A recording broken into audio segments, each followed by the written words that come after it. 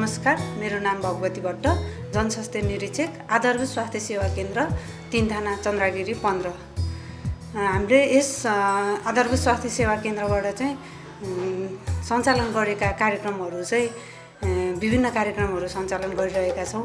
यसमा चाहिँ हामीले उपचारात्मक स्वास्थ्य सेवा पनि प्रदान गरेका छौँ भने अर्को चाहिँ प्रबन्धनात्मक स्वास्थ्य सेवाहरू पनि निरन्तर दिइरहेका छौँ। यो चाहिँ हामी वडाको समन्वयमा प्रबन्धनात्मक कार्यक्रमहरू चाहिँ सम्बन्धित टोलमा गएर पनि गरिरहेका छौँ। अहिले चाहिँ अब हामीले स्वास्थ्य संस्थाबाटै उपलब्ध स्वास्थ्य सेवाहरू चाहिँ के छन् भन्दाखेरि यसमा चाहिँ हामीले सामान्य बिरामीहरू जाँच गर्ने, अब सामान्य घाउहरूलाई चाहिँ चिरफाड गर्ने, हैन, ड्रेसिङहरू गर्ने र यहाँबाट उपलब्ध हुने जुन नेपाल सरकारले प्रदान गर्नुभएको 98 प्रकारका औषधिहरू चाहिँ हामीले निःशुल्क रूपमा आवश्यकता हेरेर बिरामीको आवश्यकता अनुसारको चाहिँ औषधिहरू पनि उपलब्ध गराइरहेका छौँ। त्यस्तै हामीले बाल स्वास्थ्य अन्तर्गत बाल स्वास्थ्यहरूलाई चाहिँ खोप सेवा नियमित रूपमा सञ्चालन गरेका छौँ। त्यो चाहिँ प्रत्येक महिनाको 7 गते र 21 गते चाहिँ सार्वजनिक बिदा भए पनि सञ्चालन गरिरहेका छौँ। अर्को पोषण बाल स्वास्थ्य अन्तर्गत नै हामीले पोषण सेवा पनि सञ्चालन गरेका छौँ। त्यसमा चाहिँ हामीले बालबालिकाहरूको तौल के छ, वृद्धि अनुगमन के छ, उहाँहरूको उमेरअनुसार हुनुपर्ने वृद्धि छ कि छैन र पोषणको लेखाजोखा गर्ने काम गर्छौँ। यसको लागि चाहिँ हामीले प्रत्येक महिनाको 15 गते डे पनि तोकेका छौँ। अब यदि त्यो दिनमा बिदा भयो भने हामीले भोलिपल्ट त्यो सर्भिस चाहिँ प्रोभाइड गर्छौँ। त्यस्तै ल्याब सेवा छ, प्रयोगात्मक सेवा सञ्चालन छ। यो चाहिँ वडा तथा नगरपालिकाको सहकार्यमा चाहिँ सञ्चालन भएको हो। यसमा चाहिँ न्यूनतम शुल्क नेपाल सरकारले जुन हाम्रो नगरपालिकाले तोके अनुसारको न्यूनतम शुल्कमा चाहिँ प्रयोगशाला सेवा चाहिँ सञ्चालन भइरहेको छ। अनि प्लस त्यो हामीले क्षयरोगको लागि खकार जाँच गर्ने माइक्रोस्कोपिक सेन्टर पनि हो हाम्रोमा। चाहिँ कसैलाई शङ्का लाग्यो भने यहाँ आएर खकार जाँच गरेर टिबी छ कि छैन भनेर त्यो पनि पत्ता लगाउन सकिन्छ।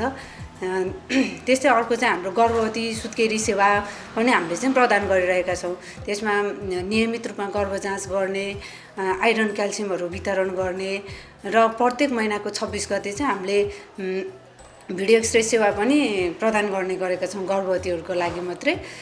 अर्को परिवार नियोजन सेवा छ। परिवार नियोजन सेवामा चाहिँ हाम्रोमा अस्थायी प्रकारको चाहिँ परिवार नियोजन सेवाहरू, इम्प्लान्ट, आयुसिडी, डिपो, पिल्स, कन्डम चाहिँ हाम्रोमा सम्पूर्ण सेवाहरू उपलब्ध छन्। त्यो चाहिँ नियमित बिहान 9 बजेदेखि 5 बजेसम्म कार्यालय समयमा प्रत्येक दिन नै सेवा सञ्चालन छ। त्यस्तै हामीले प्रत्येक महिनाको 13 गते चाहिँ नसर्ने रोग सम्बन्धी स्क्रिनिङ मुख्यमन्त्री जनतासँग भन्ने प्रदेश सरकारको कार्यक्रम छ। त्यो पनि हाम्रो यहाँ चाहिँ सञ्चालन गरिरहेका छौँ। अनि त्यसमा अर्को छ हाम्रो सामुदायिक नर्स पनि हुनुहुन्छ। उहाँले चाहिँ प्रत्येक घरमा गएर त्यसमा नसर्ने रोग सम्बन्धी स्क्रिनिङ गर्नुहुन्छ। गर्भवती सुत्केरीहरू आमाहरूलाई भेट्नुहुन्छ, उहाँहरूले परामर्श दिनुहुन्छ, उहाँहरूको जाँच गर्नुहुन्छ र आवश्यकता अनुसार रेफर गर्ने काम पनि उहाँले चाहिँ गर्नुहुन्छ। त्यो छ। त्यस्तै हामीले प्रत्येक महिनाको 11 गते चाहिँ पाठेघरको मुखको क्यान्सर छ कि छैन भनेर VIA जाँच चाहिँ हामीले संस्थामा नै गर्छौँ र त्यसमा चाहिँ ब्रेस्ट एक्जामिनेसन पनि गर्छौँ। ब्रेस्टमा पनि कुनै त्यस्तो छ कि छैन भनेर स्क्रिनिङ गर्ने काम चाहिँ हामीले गरिरहेका छौँ। एकवटा एक डाक्टर भन्ने कार्यक्रम चाहिँ हाम्रोमा लागू छ। यो चाहिँ एकदम इफेक्टिभ नै मान्छु। हाम्रोमा अहिले डाक्टर कार्यरत नै हुनुहुन्छ। अहिले चाहिँ फुल टाइम नै बस्नुहुन्छ उहाँ। बिहान 8 बजेदेखि 4 बजेसम्म उहाँको टाइम छ। तर हामीले पहिला जति आउनुहुन्थ्यो सेवाग्राहीहरू भने अहिले चाहिँ डाक्टर आउनु भइसकेपछि एकदम बढेको छ, इफेक्टिभ छ। उहाँहरूले पनि सेटिस्फाई हुनुहुन्छ आउनुभएको कम्युनिटीबाट। जति सेवाग्राही आउनुहुन्छ डाक्टर आइसके डाक्टर सेवा पनि हेल्पलेस लेभलमा यो हुँदो रहेछ भन्ने चाहिँ उहाँहरू सेटिस्फाई हुनुहुन्छ। र हामी पनि एकदमै हामीले मात्रै गर्न नसकेको केसहरू पनि यहीँबाट रेफर गर्नुपर्थ्यो सानो कुरालाई भने पनि डाक्टरले डायग्नोसिस गरेर फाइन्ड आउट गर्दा चाहिँ एकदमै सजिलो भएको छ।